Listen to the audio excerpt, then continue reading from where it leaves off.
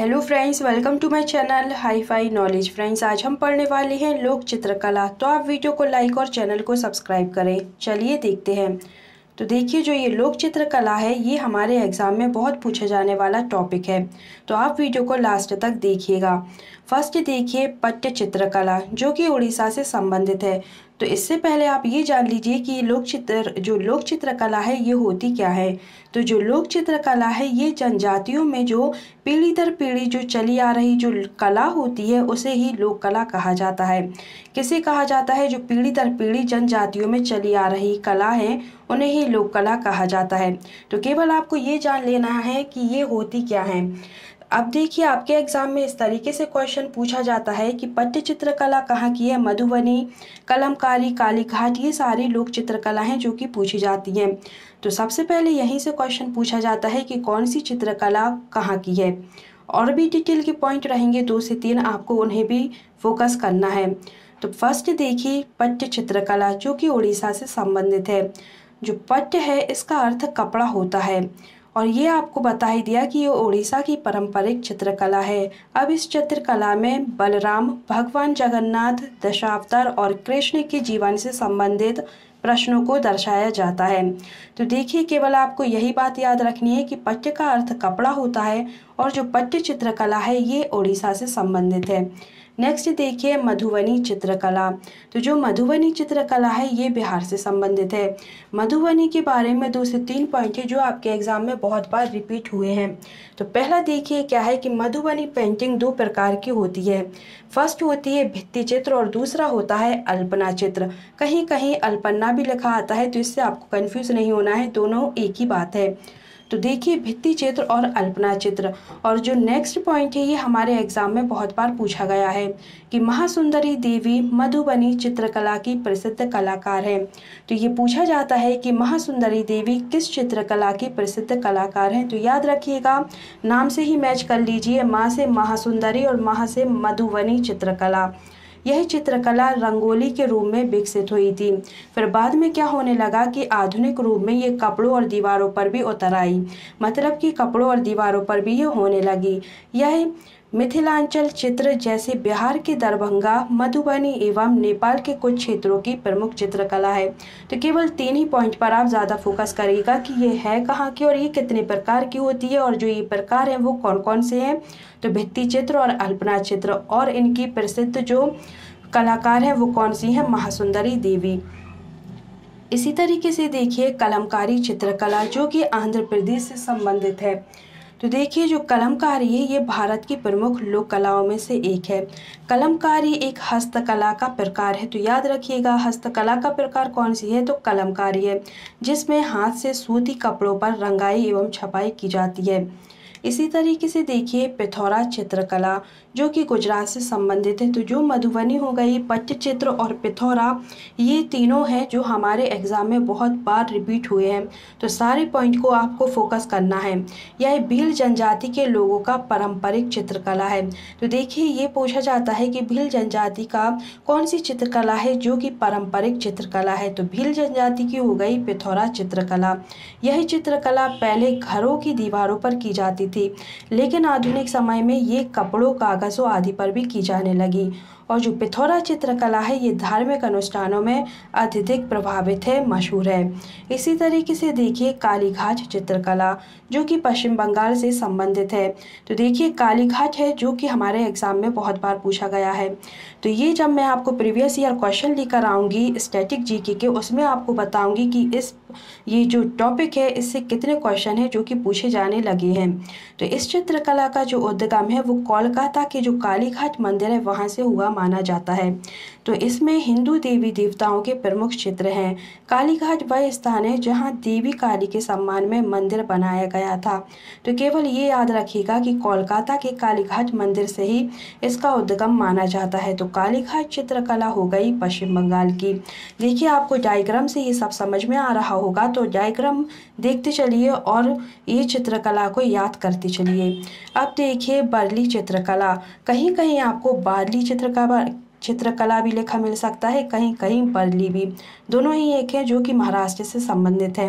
अब देखिए बरली चित्रकला एक प्राचीन चित्रकला है जो कि महाराष्ट्र के जनजातीय प्रदेश में रहने वाले एक वर्ग है उसके द्वारा। देखिए ये बात मैंने आपको बताई थी कि जो चित्रकला है इसका मतलब क्या होता है, जो जनजातियों द्वारा पीढ़ी दर पीढ़ी चली जा रही हैं उन्हें क्या बोला जाता है, चित्रकला। तो उन्हीं के द्वारा ये बनाई जाती है। इसमें चित्र घरों के फर्श पर, अब घरों के फर्श पर आपको पता होगा जैसे जब होली आती है, जब होली वाला फेस्टिवल होता है तो क्या होता है, घरों पर जो फर्श होता है उस पर ये मतलब होली रंगाई की जाती है। घरों के फर्श और दीवारों पर बनाए जाते हैं। चित्र शुभ अवसरों पर भी आदिवासी महिलाओं द्वारा बनाई जाती है। तो देखिए डायग्राम में आपको नजर आ रहा होगा, तो वारली चित्रकला महाराष्ट्र से संबंधित है। इसी तरीके से देखिए थांका चित्रकला। थांका चित्रकला में केवल आप एक नाम याद रख लीजिए कि बौद्ध, बौद्ध को याद रखना है, बस थांका का आपका काम पूरा हो गया। अब जो ये चित्रकला है भगवान बुद्ध के जीवन और उनकी शिक्षाओं पर आधारित है। जब भी आपसे ये पूछा जाए कि बुद्ध के जीवन, उनकी शिक्षाओं, आध्यात्मिक जीवन, आध्यात्मिक चित्रकला किसे कहा जाता है, तो वो थांका चित्रकला हो जाएगी। तो देखिए यह चित्रकला भारतीय, नेपाली तथा तिब्बती संस्कृति के अनुसार मिसाल है, इसलिए चित्रकला को आध्यात्मिक चित्रकला भी कहा जाता है। इसी तरीके से देखिए क्योंकि जो ये चित्रकला है इसका जो विषय है वो धार्मिक आध्यात्मिक ही होता है, इसलिए इसे आध्यात्मिक चित्रकला भी कहा जाता है। और इसमें जो बौद्ध हैं उनके बारे में, उनकी शिक्षाओं के बारे में, सारे उनके जीवन के बारे में बताया गया है, इसलिए इसे बौद्ध चित्रकला भी कहा जाता है और आध्यात्मिक चित्रकला भी कहा जाता है। तो ये हो गई थांका चित्रकला। इसी तरीके से देखिए फुलकारी चित्रकला जो कि पंजाब से संबंधित है।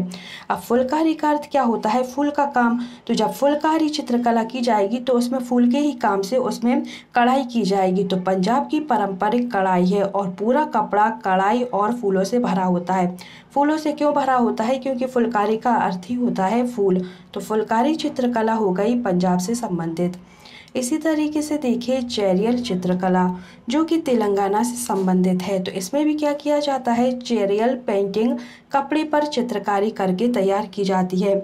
आपको केवल ये पॉइंट याद रखना है, सबसे ज़्यादा फोकस केवल एक ही पॉइंट पर करना है कि कौन सी चित्रकला कहाँ से संबंधित है, बस यही है जो कि हमारे एग्ज़ाम में पूछा जाता है।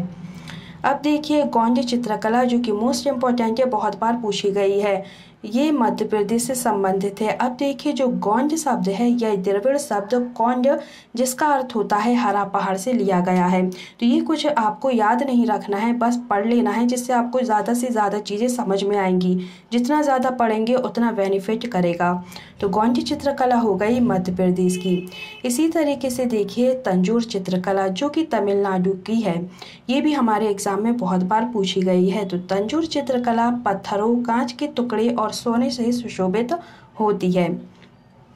अब देखिए राजस्थान की 3 चित्रकला हैं, उन्हें आपको साथ में ही याद रखना है क्योंकि तीनों हमारे एग्जाम में बहुत बार रिपीट हुई हैं। तो फर्स्ट देखिए फण चित्रकला। तो जो फण चित्रकला है ये राजस्थान से संबंधित है। इसी तरीके से लघु चित्रकला, लघु चित्रकला भी राजस्थान की हो जाएगी। अब एक और देखिए जो कि मांडवा चित्रकला, तो ये भी राजस्थान से ही संबंधित है। तो मैंने आपको बताया फड़, लघु और मांडवा, तो तीनों को याद रखिए राजस्थान। इसी तरीके से देखिए बाघ चित्रकला, ये भी मध्य प्रदेश से संबंधित है। तो गोंड और बाघ को याद रखिए, मध्य प्रदेश से संबंधित। बाघ की गुफाएं विंध्य पहाड़ियों को काटकर बनाई गई हैं। तो ये भी एग्जाम में पूछा जाता है कि जो बाघ की गुफाएं हैं ये किन पहाड़ियों को काटकर बनाई गई हैं। तो ये विंध्य पहाड़ियों को काटकर बनाई गई हैं। अब नेक्स्ट देखिए ये है फर्श चित्रकला, ये भी हमारे एग्जाम में बहुत पूछी जाती हैं। इनको केवल आपको नाम से याद रखना है क्योंकि ये अलग अलग जगह पर इन्हें अलग अलग नामों से जाना जाता है। तो फर्श चित्रकला जिसे हम फ्लोर पेंटिंग कहा जाता है। देखिए मंडाना, तो मंडाना राजस्थान से संबंधित है। इसी तरीके से एप्पन, तो जो एप्पन है वो हो गई उत्तराखंड की। कलमा जट्टू, तो जट्टू जट्टू जब ऐसा आता है तो ज़्यादातर वो केरल से ही रिलेट करता है। तो कलमा, ये कलमा जट्टू लिखा हुआ है जो कि केरल से संबंधित है। इसी तरीके से देखिए कॉलम, तो कॉलम हो जाएगी तमिलनाडु की। नेक्स्ट देखिए अल्पना, तो अल्पना संबंधित है पश्चिम बंगाल से। इनको डायरेक्ट ही आपको याद रखना है। अब आ गई रंग वाली, जो कि हमारे एग्ज़ाम में बहुत बार पूछी गई है, और इसी तरीके से रंगोली, दोनों ही मोस्ट इम्पोर्टेंट है। तो रंग वाली हो गई कर्नाटक की, और जो जब आ जाएगा रंगोली तो रंगोली आ जाएगी महाराष्ट्र की। याद रखिएगा, कंफ्यूज नहीं होइएगा। दोनों को देखिए, रंग वाली हो गई कर्नाटक और रंगोली हो गई महाराष्ट्र की। इसी तरीके से देखिए अरिपन, तो जो अरिपन है वो हो गई बिहार से संबंधित। तो ये थी हमारी सारी फर्श चित्रकला, फ्लोर पेंटिंग, और इसके पहले हमने देखी अपनी लोक चित्रकला। तो आपको ये याद रखना है कि कौन सी चित्रकला कहाँ से संबंधित है, और जो इसमें मैंने बताया है कि इसके अंदर के पॉइंट भी इम्पोर्टेंट है, उन 5 से 6 पॉइंट मिले हुए हैं, उन्हें आपको अच्छे से याद रखना है। और बुद्ध से जो बुद्ध की शिक्षा और जीवन पर आधारित कौन सी चित्रकला है, तो थांका है, इसे मत भूलिएगा क्योंकि ये मोस्ट इम्पॉर्टेंट है। तो ये था आज का हमारा टॉपिक, जो कि लोक चित्रकला का था। ये बिल्कुल डिटेल में था, इसके बाद आपको कहीं से भी लोक चित्रकला पढ़ने की ज़रूरत नहीं पड़ेगी। तो उम्मीद है आपको वीडियो पसंद आई होगी। तो आपको वीडियो पसंद आए तो आप वीडियो को लाइक करें, सब्सक्राइब करें और अपने फ्रेंड्स के साथ शेयर करें। Thank you.